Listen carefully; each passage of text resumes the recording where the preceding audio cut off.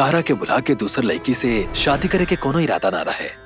When Agri entered my life, I slowly started realizing the importance of relationship and moved on.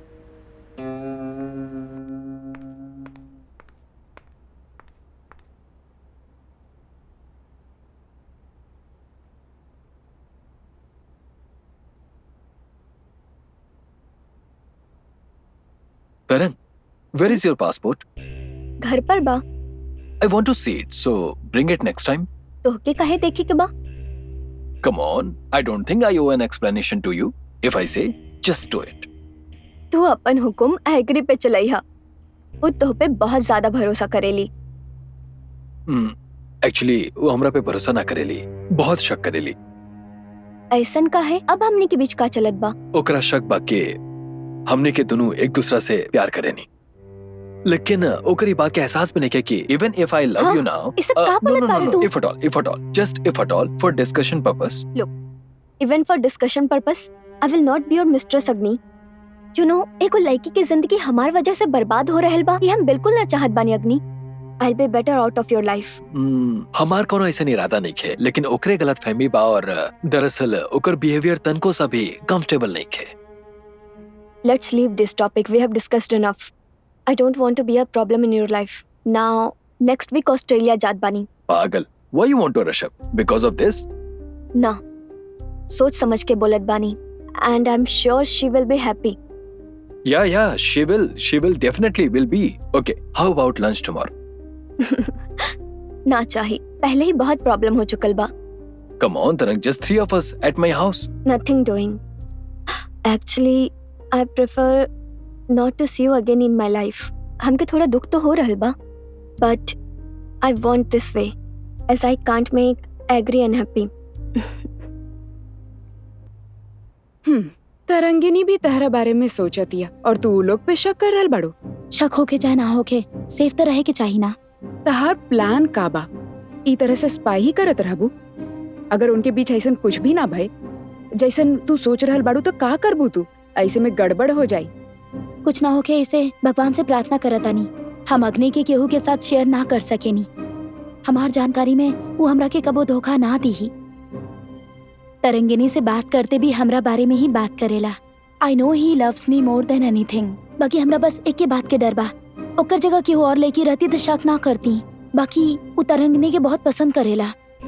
अगर हम ओकर life में ना रहती तो ओकरे से प्यार करत रहत। If you're clear about him and Tarangini, then for what fun you're doing this spy activity? हमार बस एक के टेस्ट पेंडिंग बा। इतना दिन तक ये दोनों पब्लिक प्लेस में मिलत रहले और वहाँ पर गलती करे के चांसेस बहुत कम होखेला। बाकी अपॉर्चुनिटीज मिले के बाद भी गलती ना करता का ही जानल जरूरी बा, बस इतना ही। एकरा खातिर तू ई करे वाला बड़ू? ओकरा मैनिपुलेट करे वाला बानी।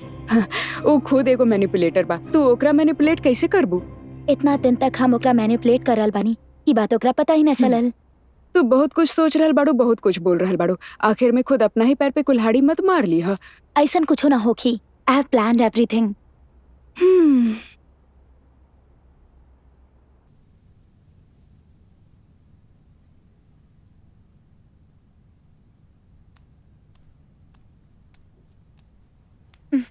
Hey.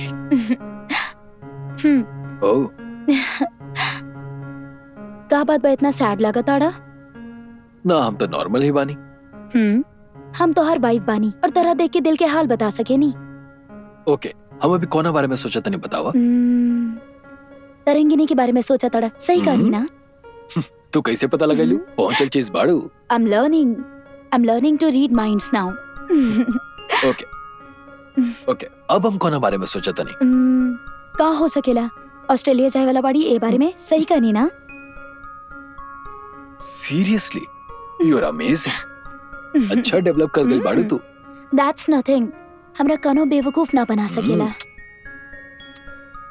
एक्चुअली हम तारा से को बात पूछ सकता नहीं। ओकरा लंच खातिर बुलाई कि ना ये पूछे चाहेला। ओह गॉड।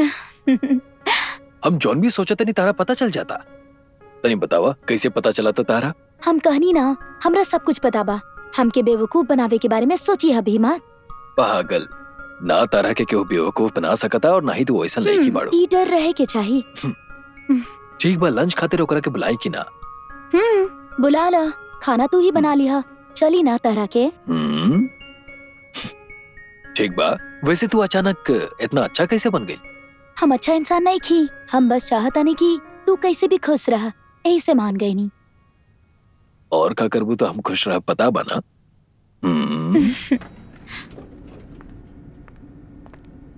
एग्री, हमने के ऑफिस से आगे बानी। लंच तू बनाईबू की ऑर्डर कर दी? अरे लंच तो रेडी बा, बाकी हमरा को जरूरी काम से ऑफिस आवे के पड़ल। आप लोग कंटिन्यू करी। हाँ कम ऑन आई, तू खुद बुले ले रहलू ना, फिर ऑफिस का चल गईलू? सॉरी ना, तनी अर्जेंट काम बा। ठीक बा, कब ले आईबू?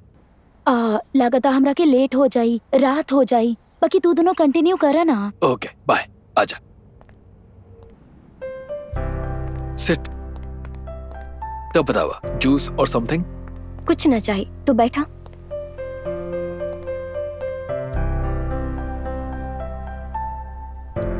हमके एको बात समझ ना आवा था।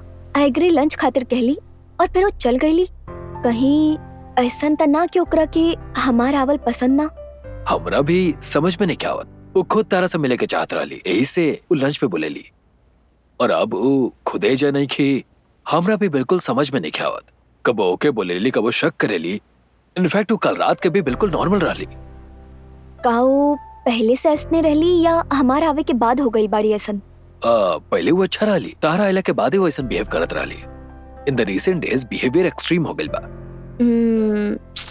हम कबो ना सोच ले रहनी हमार लाइफ ऐसन हो जाए, और तहार लाइफ में आके डिस्टर्ब करे से बहुत दुख हो रहल बा हमके। ना तो वो दिन हम तो से रेस्टोरेंट में मिलती और ना ये सब होकत। आज तो खुश रहत।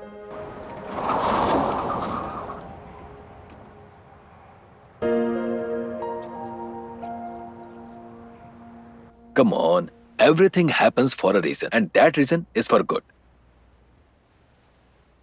हमरा भी एको बात बिल्कुल भी समझ में नहीं आवा। तारा आइला के बाद वो मास्टर मैनिपुलेटर जैसन बिहेव करत रही। हमने के जौन भी बात करेनी एकदम सही गेस करेली। हमके ऐसन कुछ ना लागत बा। अगर वो करेक्ट गेस कर पाईती तो ओकरा के पता चल जाती कि हमने के बीच कुछ भी ना बा। हमरो यह बात के दुख बा। ओकरा से कितना प्यार करेनी ओकरा समझ में नहीं आवत। ओकरा बिना तो हम अपन लाइफ भी अब इमेजिन नहीं कर सकत।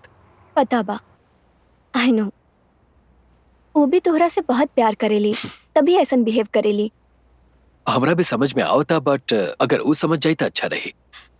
हे, अगर तू कहा था का हम एक बार ओकरा से बात करके देखी कि हमारे बीच में कुछ भी ना बा। एक जरूरत नहीं है, हम देख नो, ले। I am sure she will understand it. I know how to handle this and then I am on it. तू टेंशन मत ला, ओके?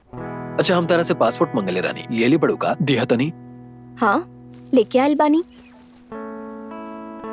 पर तू हमार पासपोर्ट लेके का करे के चाहत बाड़े? ये पासपोर्ट में कितना सुंदर लगा तारू, ये देखे खातिर मंगनी। हे बदतमीज शैतान कहीं के। तू ई चेक करे के चाहत बाड़े ना हम ऑस्ट्रेलिया जात बनी या कहीं और? हमरा के सब अच्छा से पता बा। अरे बाप रे, तू हो एकदम सही अंदाजा लगेलू। हाँ, हमरा के भी माइंड रीडिंग और मैनिपुलेशन आवेला। हमरा के माफ करा लो, तू दोनों जाना लोग बहुत होशियार बड़ा लोग। दोनों में से केहू के बेवकूफ नहीं के बनावल जा सकत। वरना तहार जैसन इंसान के साथ जी कैसे पाइब? हीला संभाल के रखिया, कहीं बुलवा मत दिया। अगर खो गई तब भी ऑस्ट्रेलिया तो पहुंच ही जाए। हमार बात तू थोड़े न माने वाला बाड़ू। हमेशा अपन मन के करेलू। Promise me you will settle down there and invite me for your wedding. या तो के जरूर बुलाए अगर ऐसा कुछ भइल ता।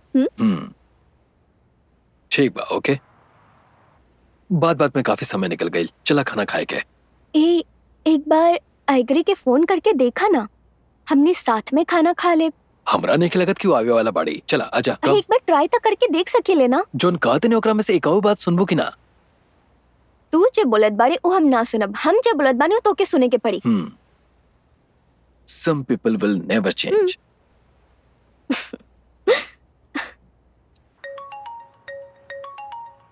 आई, हमने के खाना खाया चाहता नहीं, तू आओ तो रुका। हम अभी तक ऑफिस में ही बानी, आप लोग खाना खा ली ना। I love you. एका अचानक बस ऐसे ही मन कैलस।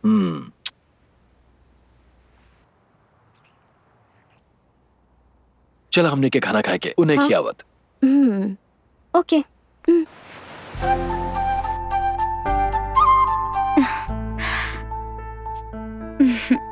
का बात बाज बड़ा खुश लगा तरू।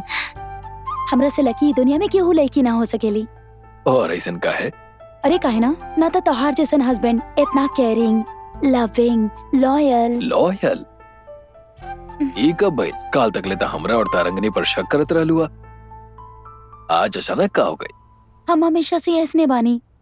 एको छोट सा मिसअंडरस्टैंडिंग भी हमरा समझ ना आवेला। I feel really bad about it. I am sorry. How did you get this enlightenment by the way? हमके हमेशा पता रहे कि तू एगो अच्छा इंसान बड़ा, बस थोड़ा सा शॉक कर देनी हम। लेकिन अगर अब भगवान भी आके कहिए ना कि तू गलत बड़ा, तब वो ना मानब। कम से कम अब तो तू समझ गयलू। कल तारंगनी के बहुत बुरा लागत रहे कि तू ओकरा के घर पे बुला के खुद चल गयलू। सॉरी, हम ओकरा फोन करके सॉरी बोल देता नहीं। That's okay. हम ओकरा के बोल देले बानी, लेकिन हमरा तारा पर बहुत गुस्सा आइल रहे। सॉरी ना, आज के बाद ऐसा ना करब। तू दोनों के बारे में कोनो गलत बात ना करब। Oh my God, what a wonderful start of my day. बात का बा पता बा? ई केकर पासपोर्ट है? It's तरंगिनी's. Yesterday she left, I guess. ओहो, हम ही ओकरा के लेके आवे के काले रानी, लेकिन लगा था कि वो भुला गईली। ओके, हमरा के दे दा, शाम के हम ओकरा के दे दे। शाम के ओकरा यहाँ आवे कहे ना, हमू ये बहाने मिल ले। तारा एकर का जरूरत बा? हम चुपचाप ओकरा के कहीं बुला के ओकर पासपोर्ट ओकरा के दे दे। एक चांस भी मिस ना कर बा तू। घर आवे खातिर बोला ओकरा के, हमरा कोनो प्रॉब्लम नहीं खे। ना बाहर मिलब त फ्रीली बात कर पाए और कुछ कर पाए। करबा? अगर तू ऐसा करबा त हम तरह के छोड़ देब का?